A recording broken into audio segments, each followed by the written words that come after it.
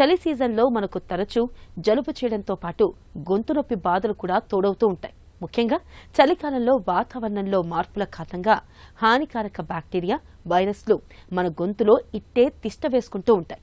ఫలితంగా గొంతంతా ఒకటే గరగరగా అసౌకర్యంగా ఉంటుంది.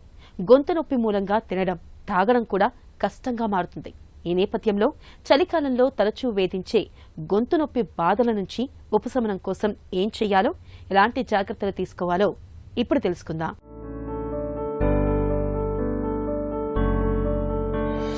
చలికాలంలో వణికించే చల్లగాలి మూలంగా తరచూ జలుబు చేయడం మనలో చాలా మందికి అనుభవమే.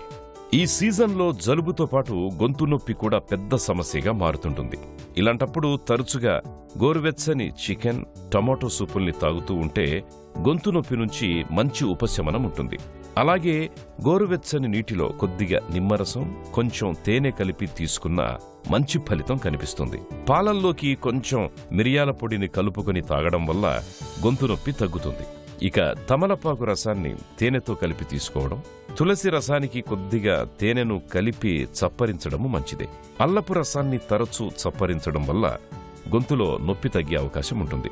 ఉడికించిన ఓట్స్లోకి మిగుల మగ్గిన అరటిపండును కలిపి తినడం వల్ల గొంతులో ఇన్ఫెక్షన్ తగ్గే అవకాశం ఉంది. చలికాలంలో గొంతు నొప్పిని నివారించుకునేందుకు చల్లగాలిలో తిరగకుండా ఉండాలి. సురక్షితమైన తాగునీటిని మాత్రమే తాగాలి. కాచి చల్లార్చి వడబోసిన నీటిని తాగడం మరీ మంచిది. చల్లటి పానీయాలను, ఐస్ క్రీంలను, బేకరీ ఆహారాలను బాగా తగ్గించాలి. కారం, మసాలా, పులుపు వస్తువుల్ని మితంగా తీసుకోవాలి. ప్రతిరోజు ఉదయం, సాయంత్రం వేడి నీళ్ల ఆవిరిని పట్టుకోవడాన్ని ఒక అలవాటుగా మార్చుకోవాలి. బెటడిన్ ద్రావణంతో తరచూ నోటిని పుక్కిలిస్తూ ఉండాలి. ఈ అలవాట్లు చలికాలంలో చాలా వరకు గొంతు నొప్పిని తగ్గిస్తాయి.